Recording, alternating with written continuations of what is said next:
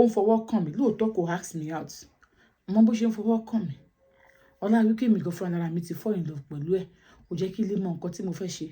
ó fọwọ́ kàn mí ó dì mí mú ó gbẹ́nu bọ̀ mí lẹ́nu ọyàn mi ló kọ́kọ́ gbé sẹ́nu kò sí nǹkan tí mo fẹ́ ṣe mọ́ àǹtí Ṣeun èmi àti ẹ ti jọ sọ̀rọ̀ débi wípé ó ti mọ weak point mi ẹ káàbọ̀ sí ètò Ògbẹ́ni reality show ẹ wò ó Olúwaṣeun ọmọ Àkànjí ló kọ mí jẹ́ ṣe rí ìtàn tí mo fẹ́ sọ yìí ó ṣeé ṣe kẹ́ ẹ má gbọ́ tán lórí TikTok kó jẹ́ pé orí YouTube lẹ́tì lọ parí ẹ̀ ń bẹ́ẹ̀ nítorí pé ó ní àwọn voice note kan tí n bá wò tí mo máa fi sí tí n bá wò mo lè fi sí. arábìnrin kan ló kàn sí mi tó dẹ̀ ń sunkún wọ̀lọ̀wọ̀lọ̀ bí ọmọ kékeré tó ní pé àǹtí Ṣeun ẹ gbà mí ó lóun ò ní gbóyún lọ́wọ́ mi lẹ́yìn tó bá mi lájọṣepọ̀ tán mo máa ń sọ fún yín several times pé kò sí ọ̀rẹ́ kan tí ọkùnrin àti obìnrin jọ ń bára wọn ṣe kò sí bó ṣe fẹ́ ṣe tó bá rí ọkùnrin kan tẹ́jọ́ tó bá jóbìnrin tó ń jọkùnrin àbí tó jọkùnrin tó ń jóbìnrin àárọ̀ yóò pè ọ́ ọ̀sán yóò pè ẹ́ alẹ́ yóò pè ẹ́ ó máa fall in love ó ti ṣẹlẹ̀ sí mi rí mo ti fi ṣe example fún gbogbo yín pátápátá ẹ̀ẹ́dẹ̀ fẹ́ gbọ́ mo ti sọ dáadáa several lórí péjì yìí wípé ó ní ọmọkùnrin ó ní àgbàlagbà ni wọ́n bí àbí kéde kan so ó láìkì mi gan èmi náà láìkì wọn but this man did not ask me out. He will call me, morning he will call me, látàrí ọ̀dàlẹ̀ àmà wà lórí phone, àmà ṣe gbogbo. He did not ask me out. It's not a big deal for me to ask him out. Ẹ̀gbọ́n kí la jọ ń ṣe? Like me, I'm in love with you. It's not a big deal. But there's something tó kó wá wò inú sọ̀rọ̀ sí. Ẹni tó sọ fún everybody pé tó máa fẹ́ fẹ́yàn, Ṣeun, kìnnìkan ló máa fẹ́ sọ fún ọ̀rẹ́ mi. And my friend told me. And I said, I'm also in love with this person. Because he called me, he talked to me. To wà ń bedroom wọn bá mi sọ̀rọ̀ anywhere. There was a day he was telling me wípé kí n ṣí ọyàn mi fáwọn and I said no mi lè ṣe irú ẹ̀ mo ṣe máa ṣe irú ẹ̀ ibẹ̀ kọ́ ni mo ń lọ story mi kọ́ la fẹ́ sọ ẹ gbọ́ story lady tí mo fẹ́ sọ fún yín. And I thank God I did not open my breast for this person. I thank God I did not open my nakedness for this person. Assuming I did, I would have regret it for the end of my life. Because he did not ask me out. Later, nígbà tí wọ́n sọ pé àwọn fẹ́ fẹ́ mi, mo ti ń date ẹlòmíì. Do you know? But me, I said no. Mo ti accept ẹni yìí. Even if this person is not good, I have to just take it that way. Because when I'm telling you what are we doing, you do nothing. You didn't say anything. You are saying, can you satisfy me? Can you do this? Have you? Yes, well, no, don't play with my heart. Now, listen, let me go to the story. Arákùnrin ó sọ fún mi pé single mother of 3 lòun ọmọ mẹ́ta lòun ti bí fún ọkùnrin kan òun àtọkọ òun àwọn ò fẹ́ra mọ́ ni òun dẹ̀ ní láìfò òun lọ lòun pàdé ọmọkùnrin yìí ìgbà tó ń pàdé lórí áàpù lòun ti pàdé wọn tó ń bá ṣe láìfò máì máa wá tó ń bá ṣe ní sí máì máa wá máì máa ń support òun gan máì máa ń bóun sọ̀rọ̀ gan wọ́n máa ń pè òun tẹ́lẹ̀tẹ́lẹ̀ wọn kì í pè òun àmọ́ ìgbà tí wọ́n máa sọ láìfò bó ṣe gba nọ́mbà wọn nìyẹn wọ́n máa pè wọ́n máa bóun sọ̀rọ̀ àti ibẹ̀ lọ ìgbà náà lè sọ pé ibo ló wà ní weekend ibo lòun lọ ilé náà lòun wà ọdún òun lẹ́yìn tó ń dé ti gbà yẹn bọ̀bọ̀ bóyá ó ń ṣe ségesège bíi kéèyàn má dúró sórí ẹsẹ̀ ó ní ewu kíndé òkèèrè kọ́ ní kò má wọ̀rí àwọn àti máyì báwọn ṣe bẹ̀rẹ̀ sí ń sọ̀rọ̀ nìyẹn wọ́n jẹ́ promise òun pé àwọn máa stand pẹ̀lú òun inú òun dẹ̀ dùn ó náà ti ṣeun èmi àti máyì máa ń sọ̀rọ̀ máyì máa bá mi jọ Sunday wọ́n máa pè mí mo máa wá máa bọ́ síta wọ́n máa gbé mi a máa lọ́jọ́ lọ a máa jọ ṣe gbé wọ́n máa pè mí láàárọ̀ pè mí lọ́sàn pè mí lálẹ́ wọ́n ní ìyàwó àwọn ò sí Nàìjíríà ìyàwó àwọn wà ní Canada wọ́n máa ń lọ Canada wọ́n máa ń dé ó ní bàṣẹjọ máa ó ní gbà mí wọ́n ní pé àwọn fẹ́ lọ Canada tó bá dé wà ní Canada ń gbà mí náà tó bá ní any opportunity wọ́n máa pè mí pé báwo ní kíní kan ní tẹ̀ wà ní Canada pẹ̀lú no I can't just kíní kan ní wọn toast wọn ask wọn out òun náà ask wọn out bò ń wò pé bí wọ́n ń wo àwọn ni bóyá wọ́n ń wo kíní kan òun ni bóun ṣe ń ṣe nìyẹn ó ní oṣù kíní báwọn ṣe ṣe nìyẹn wọ́n ask wọn out wọ́n lọ so wọ́n wá travel to Canada onígbà tí wọ́n á dé wọ́n á ní pé ẹ̀ka bọ̀ kí wọ́n ní ó ṣò ní wá kí mi ni pé mi dẹ̀ ti wà ní wọ́n ní ok òun ọmọ ọ̀dọ́ nítorí àwọn òkè lọlé wọn lè wá gbé wọn kọ́kọ́ gbé bí àbí wọ́n kọ́ gbé wọn lọ bí táwọn káwọn dẹ̀ jẹjà kóhun nǹkan tó wá drop wọn padà sí bus stop lé wọn ó máa gbé báyìí ó máa wọlé ó máa lọ sílé wọn wọ́n á ní pé òun dẹ̀ ń ṣiṣẹ́ wọ́n mọ̀ pé òun ṣiṣẹ́ so mi fẹ́ sọ iṣẹ́ tó ń ṣe mi ọ̀kan tó ń ṣe because ẹni tẹ́ ẹ mọ̀ ní orí app ni so wọ́n á lọ nígbà tí wọ́n á tán ní àwọn ti dé Canada ó ní òun wá lọ sí ibẹ̀ láti lọ bá wọn pé ẹ káàbọ̀ ẹkùn nǹkan níbo ṣe débẹ̀ ó ní wọn kí wọn ní you're looking sweet ó ní pé thank you ó ní àwọn ti close gan, àwọn máa ń sọ̀rọ̀ gan o wọ́n ní tó bá ń sọ̀rọ̀ nípa bí àwọn wọ́n rí program kan tó ní pé wọ́n gbára wọn sùn wọ́n ṣe báyìí wọ́n ní wọ́n máa sọ pé ṣírú ilé tó ń ṣẹlẹ̀ wọ́n ní kódà program tèmi gan wọ́n ti ṣí ẹ̀ sáwọn rí wípé nǹkan tí lady sọ sóòótọ́ ni ẹni tó ń sọ yìí pé òun ò mọ deeply but òun máa ń wọ program òun ó dà yìí pé òótọ́ ni nítorí ẹni yìí pẹ̀lú tó wà ní managers group àwọn bá wọn lórí app ó ṣáà ń sọ̀rọ̀ yìí pé àwọn jọ máa ń sọ̀rọ̀ discuss nípa àwọn èrò míì ti máa sọ oníṣò àwọn tí wọ́n ti sọ pé kí ni àwọn sọ pé no kíní kan àwọn tó sọ̀rọ̀ níbi pé kí nìkan táwọn láìkì jù ibo ni kíní kan àwọn ibo ni igbá kan ibo ni no pointing area àwọn oríṣiríṣi àwọn tí máa ń sọ̀rọ̀ wọn ní bó ṣe di ìjọ ìbá wọn ṣe débẹ̀ nìyẹn ọ̀nà kan ní àwọn ọ̀gá àwọn ṣe ọ̀gá wọn báyìí ó lóun mọ̀ pé bó ṣe ọ̀gá òun oko wọn dìde oko yẹn pé kókó fẹ́ máa gúnyàn wọn á ní òun á kí wọn pé ìpínlẹ̀ mẹ́ta kí nìkan wọn á jókòó wọn á bóun sọ̀rọ̀ pé àfà báwo ni àwọn ọmọ yẹn kọ̀ ní àwọn ọmọ òun wà ọ̀nà ni òkè bó ṣe ń sọ̀rọ̀ lọ ní òjò rọ̀ oòrùn ràn káàkiri bí àtòrí òjò lòún ṣe dúró wọn sọ pé ọjọ́ ń lọ pé òun ètò wa òun ètò wọn máa lọ nípa náà kílẹ̀ tó lè sun ibi báyìí wọn náà sọ pé wọn ní ṣé àwọn ọmọ yẹn kéré ni at least ọmọ yẹn tó dàgbà ó ṣáà máa ń fi wọn lè tó máa lọ sódò mọ́mí ẹ̀ ń gbà mí pé kílẹ̀ tó lè sun ibi báyìí today is Saturday nítorí pé òun kò níbi iṣẹ́ ní kan bí 3 o'clock lòun lọ sódò wọn ní ibi báyìí òun máa ṣe nǹkan lọ́wọ́ pé aṣọ kan tó wà lọ́rùn lélẹ̀ wọn ní pé má wọrí pé lébọ̀ ẹ̀ tó máa ń pè ìyàwó dẹ̀ ní lébọ̀ òun kan woman yẹn tó máa sì pè ní abọ́ wọn àtẹ̀sí àwọn ọmọ wọn ní pé àwọn ọmọ náà ò tiẹ̀ kéré wípé bíbá ìlú máa sùn wọn ní ok wọn ní àwọn ọ̀rẹ́ wọn tiẹ̀ wá gbogbo àwọn ṣeré gbogbo àwọn ń ṣàwàdà nìkan wọn nígbà tí wọ́n dẹ̀ ṣe wọn ní pé bíbá ìlú máa sùn wọn ní dèdè àlẹ́ wọn gbé òun lọ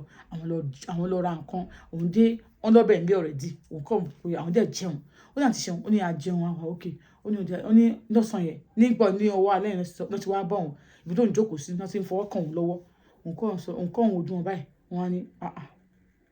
wọn sọ pé I want to be dating you wọn ni wọn toast wọn ṣe hàn kan wọn ni wọn kàn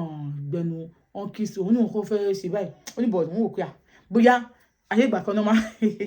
ó toast mi o you go to ask me out like you go to wá toast me deeply pé mo like yẹ màá jẹ́ ìfi ẹ̀ sakọ like you toast me today I cannot answer you today at least wàá toast mi èmi náà gbọ́dọ̀ máa ṣe pé do you understand as obìnrin mo lè ti fọ́ fún ọ̀rẹ́ dí o because I have èmi náà ọ̀rẹ́ lèèyàn máa ń ṣe débi pé èèyàn máa ń date ààrẹ èèyàn mi ò tí ever date èèyàn rí pé àjọsọ rẹ̀ a máa jọ máa sọ̀rọ̀ sẹ́mọ̀ talking stage wá before you say ní ìsìn ẹ̀ṣẹ̀ ayé ìgbà pé mi ò tẹ́ mọ̀ kó tó ń pè ní talking stage tó bá like me walk up to me tell me you like me I will start it if you are jẹ́ kí n máa rò ó okay mi ò ṣe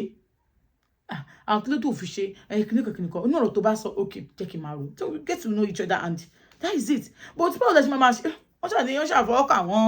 àwọn jẹ́ kọ́kọ́ ṣe kíní ọjọ́ ìgbẹ́ni bọ̀ lẹ́nu wọ́n ní this man kiss so well máa yìí mọ̀ bọ́ ṣe máa ń jẹ ètè wọ́n ní before you know it máa yìí ti tú aṣọ àwọn wọ́n ti gbé ọyàn àwọn sẹ́nu wọ́n ti bẹ̀rẹ̀ sí mú ọyàn àwọn wọ́n gbọ́dọ̀ mú ọyàn wọ́n ní jókòó táwọn jẹ́ sọ̀rọ̀ máa yìí sọ wọn pé àwọn láì káwọn máa láòbò pé táwọn bá dúbò táwọn bá ti láòbò àwọn tí wà òkè nítorí àwọn wọn ní bó ṣe ń ṣe ìyẹn ló wá gbà lórí àwọn oníṣòwò báwọn ṣe ń ṣe nìyẹn wọ́n ní ọwọ́ alẹ́ ni àwọn ò tí sùn wọ́n ní máa yìí kàn fún àwọn ní bàbá ńlá hẹ́ẹ̀dì ó jẹ́ tí ì dó àwọn ó fún àwọn ní hẹ́ẹ̀dì ó jẹ́ ṣe gbogbo ṣe gbogbo ìyẹn tó báyìí tó fún àwọn ní hẹ́ẹ̀dì tó kíìsì àwọn tó ṣe gbogbo ẹ̀tàn tó lá àwọn olóbò tó ṣe gbogbo ẹ̀tàn wọ́n ní bó àwọn ṣe kò tí bá wọn sùn ó kọ̀ láwọn olóbò ṣe gbogbo ẹ̀tàn wọ́n ní ok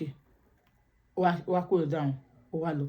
ṣe kitchen gbà tó lọ sí kitchen ó lọ gbọ́ nǹkan wá ní wà tó dé pẹ̀lú ní let's take something wọ́n náà wọ́n gbé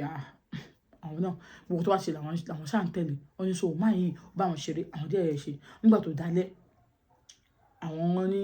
káwọn lọ sùn sí visitor room ó lọ sọ pé no let's sleep here wọ́n á ní bí ẹ̀hún pé maternal bed nílé téèyàn tí ayélujára máa ń sùn sí no wípé ìgbà tí àwọn lọ tọ́ làwọn kó wá sínú ilé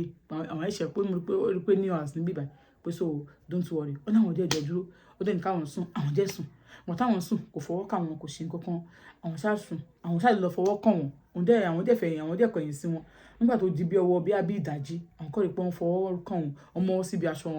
àwọn náà fáwọn ní polo yẹn ọmọ wọn síbi aṣọ lẹ́yìn wọn forí ọyàn àwọn ṣeré nígbà tó fẹ́ àwọn ṣeré wọ́n bẹ̀rẹ̀ sí kíìsì àwọn ó dẹ̀ hóga wọn wọ́n bẹ̀rẹ̀ sí kíìsì àwọn lọ́rùn ṣe gbẹ oníkọ̀ wọn ni pé face me now ó dẹ̀ face àwọn ó dẹ̀ bá wọn sùn àwọn dẹ̀ bára wọn dájọṣepọ̀ gbọ́dọ̀ tó ṣe àwọn dẹ̀ bẹ̀rẹ̀ pé ṣé wọn lo rọ́bà ni pé ṣé wọn ní pé àwọn ò ní kọ́ńdọ̀mù bíbá yìí pé what happen you don't worry you are safe nǹkan tó sọ àwọn náà nìyẹn ó dé bá wọn lájọṣepọ̀ àwọn dé lájọṣepọ̀ àwọn dé lọ lẹ́yìn ìgbà yẹn normal báwọn ṣe ń sọ̀rọ̀ àwọn ìjọsìn àwọn expect pé kó sọ pé ìjọ ọ̀nà tó máa kí wọn nígbà tí wọ́n jẹ́ sọ òun ò jẹ́ sọ anything àwọn dé ń wo wọ́n ní so àwọn ò tiẹ̀ mọ̀ pé nǹkan bẹ́ẹ̀ lè tiẹ̀ dóyún àbí kankan àwọn ò tiẹ̀ mọ̀ ó ní nǹkan táwọn kan máa rí ni pé after some months ó ti ń ṣàwọn bí ó ti ń rí àwọn kí ló ṣẹlẹ̀ àwọn dé bá wọn sọ̀rọ̀ pé ó rí àwọn ọmọ nǹkan kìíní kan wá kan ó dẹ̀ ní pé ó rí ẹ̀bí sí báwo lọ sí hospital ó ní ó sì ń bá wọn sọ̀rọ̀ bẹ́ẹ̀ ni wọ́n bá wọn sọ̀rọ̀ ó ní but wọ́n sọ àwọn ò sọ bí girlfriend and boyfriend ó ní àwọn sọ pé ó rí àwọn pé àwọn ọmọ nǹkan tí àwọn fẹ́ ṣe pé báyìí o ó ní àwọn àṣà sọ pé àwọn ti gbọ́ ní lọ sí hospital nígbà tó wà ní hospital ó ṣe à ń pa àwọn pé kí ló ṣẹlẹ̀ àwọn kan snap result yẹn àwọn kan send ẹ̀ sí wọn ni pé wọ́n sọ wọn pé who is the lucky guy àwọn wá ní who is the lucky guy kí lẹ́nu bẹ̀rẹ̀ who is the lucky guy ẹ̀yin ni now pé àwọn ò súnmọ́bìnrin ọkùnrin kankan ṣebí ẹ̀yin àtàwọn náà làwọn jọ ní èyí kan papọ̀ pé what do you mean by èmi àti ẹ̀rẹ́ nìkan papọ̀ oúnjẹ tó dé bá wọn sùn gbà táwọn ń lọ àwọn tí ó ní wọn fáwọn ní ìkẹtẹlẹ oúnjẹ 100,000 oúnjẹ 50,000 oúnjẹ 10,000 oúnjẹ 20 ọ̀nà máa ń fọ oúnjẹ ìtàwọn lọ bẹ̀yìn táwọn ṣe ń lọ lóòótọ́ ó transfer owó sáwọn wá jẹ́ 200,000 àwọn ọ̀pá 200,000 kò fáwọn onírú ẹ̀rí ó tún fáwọn 100,000 rí o onígbà ìdẹ́lẹ̀ ọmọ àwọn fẹ́ ṣe wáhẹ́kì ni àwọn sọ pé ọmọ àwọn fẹ́ ṣe wáhẹ́kì wọn ní pé ẹ̀yìn ló wà lówó wáhẹ́kì wọn á sọ fún wọn á send 100,000 àwọn ní ẹ ṣe o give bless ó ní ẹ̀kan náà ni owó tán fáwọn ní 100,000 but ó máa ń pè àwọn ó ní sọ ẹni àpẹtọ̀ fowó ó ní this one called me tí wọ́n kó rí fún mi báyìí ibẹ̀ ni kó rí fún àwọn náà ni báwo wá ní kí ló ṣe jẹ́ kí ló ṣe mú and so those things give me I think wípé my love me ni ó ní bó sọ pé what do you mean by I'm the owner of what do you mean I am married ó sọ pé sọ pé ó ní àwọn kan lànà lẹ́nu pé bó ti dáadé ẹ tójú pé èlò rọ́bà ni ó ní ìgbà táwọn olórọ́bà ìgbà tí wọ́n ṣe tán inú owó táwọn fún ẹ kí ló tó yọ 3,500 naira bẹ́ẹ̀ kó lọ fẹ́ ra nǹkan tó máa rà kó lo oògùn sí wọn náà sọ pé mind àwọn ò tí ẹ lọ́bẹ̀ mind ẹ ò lọ síbẹ̀ so you want to be pregnant for me o fẹ́ lóyún fún mi o fẹ́ bímọ fún mi just because you see everything I have okay because I said my wife is not in Nigeria wo jẹ́ kí n sọ fún ẹ ìyàwó mi bí mo ṣe bá ẹ sọ̀rọ̀ yìí ìyàwó mi ó máa gbọ́ nǹkan tí mi sọ he knows I don't do shit that day it was a mistake ó dẹ̀ ṣẹlẹ̀ ní ẹ bá lọkùnrin àti obìnrin ṣe máa wà ní yàrá tí mistake ò ní ṣẹlẹ̀ ní but you asked me to sleep ìgbà tí bá ní kó sùn tó bá ní kó sùn ṣó yẹ kó wọ̀ sùn tí bá ní kó tọ́ ọbọ náà ṣó yẹ kó tọ́ ọbọ náà ó ní máa yẹ bá sọ̀hún dídì ó ní àbá ni ẹ má dojú tì mí kọ go on about it àwọn ní abortion bó làwọn ṣe ṣàbọ̀ṣàn wọn náà ti ṣeun abortion oníbàwọn ṣe ó dà ní pé you have to oníbòun ṣe fi lọ ní ẹjọ́ nítorí Ọlọ́run òun mọ̀ lóyún òun ẹni tó ní ma ó ní òun bóun ṣe fi lọ fáwọn òun tẹ̀lé ọ̀rẹ́ mi méjì òun bá sọ fún wọn ó ní òun bá lọ àwọn bá lọ òun bá sọ wọn pé ohun tí tóun ti máa ṣe o iye báyìí ni wọ́n pé o olùbá transfer owó yẹn sóun ó náà bá lọ àbọ̀tò oyún yẹn ó náà ti ṣe oyún yẹn ò máa wálẹ̀ ó ní wọ́n ṣe díàǹsì fóun tí wọ́n kó tó ń dẹ lọ nọ́ọ̀sì yẹn kó ǹdẹ́ kó bẹ́ẹ̀ bá tó ń bẹ̀rẹ̀ oṣù kìíní oṣù kejì ló bá tó rí i pé bínú inú òun bá tún yọ bá ní ó ní gbòtá ìlú tó ń ṣe tọ́yìn wọn bó ń sọ̀rọ̀ mọ́ wọn búlọ́ọ̀kì òun o onígbà mi tọ́wọ́ tó máa post nǹkan wọn lè láìkì wọ́n ti sọ pé how are you good morning how are you wọ́n ní fine wọ́n bá tún sọ wọn pé ẹ wá oyún yóò máa wálẹ̀ wọ́n ní oyún wo ni ò wálẹ̀ wọ́n ní àti ṣeun wọ́n bá ní ẹwà tó tún ṣe náà ní ohun òtún nǹkan ṣe mọ́ o tẹ́ ẹ̀ bá fẹ́ oyún ẹ filẹ̀ o ó ní nùbá ní ọba tí à ń face life òun lọ bí iṣẹ́ òun bẹ̀rẹ̀ sí ń lo àwọn pé oyún yìí òun ò ṣe mọ́ ó ní nígbà tó já ní nǹkan bí ohun ọmọ ó ti pósù 3 oyún yẹn ti lọ bí oyún 5 months ó ní bínú ṣe bẹ̀rẹ̀ sí ń lóhun lórúkọ kan nìyẹn tó pé òun fẹ́ẹ̀ lè kú ó ní bó ṣe rush òun lọ sí hospital nìyẹn hospital tó ń rush òun lọ báyìí láti ṣe wọn ó sọ pé oyún yẹn fẹ́ wálẹ̀ ni pé already bébí àìkọ́ sọ pé twins lọmọ yẹn pé ọkọ ní kíndùkọ ó ní bóyá ìṣe wọn kóun tó máa kó bleeding yẹn tó stop ẹ̀mí òun fẹ́ bọ́ sí ó lóun wá pé máa yí pé hospital lòun wá o oyún yẹn bọ́lẹ̀ o ara àwọn ò ṣe kíní kan o ó ní máa yí ó ní kò máa yọjú kò máa sọ pé 1 naira rèé kò máa sọ pé 50 kọ́bọ̀ rèé ó di next tó máa rí ìkan náà àwọn táwọn jọ ń ṣe láìfù yẹn ó ní bó ṣe tí kan inú àwọn post ẹ nìyẹn my love my kíní kan ó ní òun kọ́ rí lórí status ẹ nìyẹn ni òun ní what ẹni tó jẹ́ táwọn sọ yìí nígbà tí máa yẹ tó ń bẹ̀rẹ̀ sí báwọn sọ̀rọ̀ òun sọ fẹ́ nìyẹn tó ní bí wọ́n láì kíní ni bí wọ́n ṣe kíní kan ni ó ní ẹni ẹ ló máa ń fẹ́ máa yẹn tó ń date ara wọn tó ń ṣe everything máa yóò béèrè pé kíní owó tóun ná òun gba paint ẹ̀jẹ̀ òun bleed gan ni wọ́n ṣàṣe àwọn ìgbélé ọmọ òun kò ń bẹ ara òun wá yá òun wálé ó ní lẹ́yìn ìgbà tóun ti yá tóun ti wálé tóun ti wà ókè ọjọ́ kan bí nọ́mbà kan ṣe pè wọ́n nìyẹn nọ́mbà wo lélẹ̀ ló bá di hello please please I'm sorry I want to talk to you only talk to you who is this nọ́mbà ní àwọn òní ẹ̀yìn talk to you bitibo dẹ́sẹ̀ bá mi sọ èmi ò ní interest o òun fẹ́ bá yín sọ̀rọ̀ kankan wọn bá ní pé kì í ṣe bẹ́ẹ̀ ìgbà kan kòkò bàbá sásùn àwọn fẹ́ rí ẹ àwọn fẹ́ sọ àwọn ò ní dẹni sí lọ́dọ̀ ẹ àwọn kò fẹ́ confess ni wọn náà bá ní pé òun gbọ́ ní rárá wípé káwọn rí physically ni ó lóun bá ní pé okay òun bọ̀ ń bọ́ stop òun bó ń ṣe wọn ní mọ́tò wọn ní bá ní nǹkan tó wà ń bẹ̀ ni wípé I am sorry lágbájá báyìí òun ló dàrin èmi àti ẹrú although I have been loving you I have been this and I told her I want to ask you out and he said you have many people that you are dating máa nǹkan tó máa ń wá fún ẹ ní kinní kan wọ́n àti ẹ̀ fẹ́ra ìwádìí don't know in pé ó kọ́ ọmọ ọ̀fẹ́ dàrin èmi àti ẹrú ni pé tó bá ti wá kóun rí i pé o cheap gan kò sẹ́ni tó kì í ṣe kinní kan oníṣòwò òun sọ pé yẹn pé kó o sùn nígbà tó jẹ́ ní pé kó o sùn tó ti sùn yẹn o ti bí pé ọ̀rọ̀ tí wọ́n sọ òótọ́ ni ó lóun sọ pé what ẹ̀ ń bá wọn sọ̀rọ̀ láàárọ̀ ẹ̀ ń bá wọn sọ̀rọ̀ lọ́sàn ẹ̀ ń bá wọn sọ̀rọ̀ lálẹ́ and you think I will not fall in love with you I'm in love with you already that is why tí mo ṣe ó lóun wá sọ pé okay ẹni báyìí ló sọ̀rọ̀ fún ẹ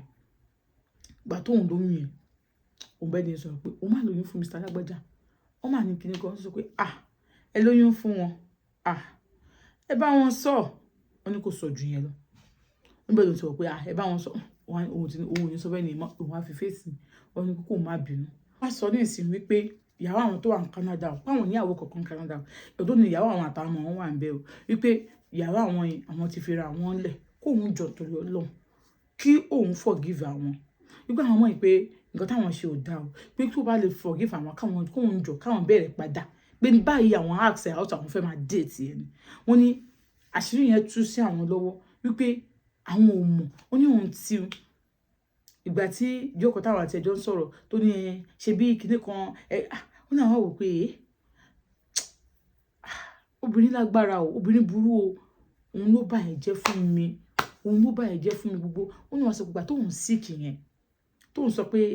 òun wà lọ́sítà yẹn pé òun pè yẹn ẹ̀dá ó lóun tún pe lédì pé kò jọ pé any amount kó help òun máa yẹn wá sọ pé àwọn fún lédì yẹn ní 150,000 bí kò fún ẹ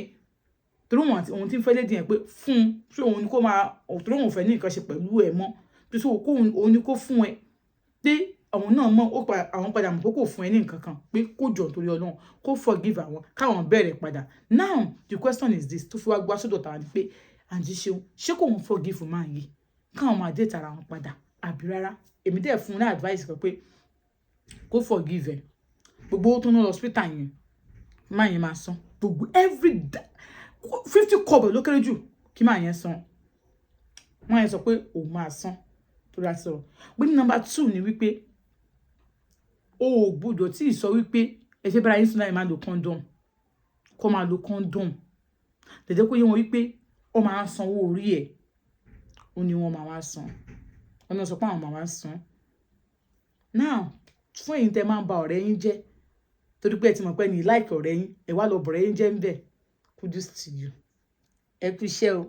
Ọlọ́run lọ́ba tí máa ń ṣèdájọ́ yóò ṣèdájọ́ yín I have that experience I am telling you ṣé láwọn kọ́kọ́ àtọ́kọ́ mo ti ní experience yẹ mo ti la iná kọjá o ìwọ tó bá rí ibi tí mo bá ń sọ̀rọ̀ nígbà tí ṣe ìwọ ẹjú ni mo ti la iná kọjá àwọn tó bá ń gbọ́rọ̀ wá sódò mi wọ́n máa ń bèrè lọ́wọ́ mi pé àti ṣe ìwọ ẹjú ni mo ti la iná kọjá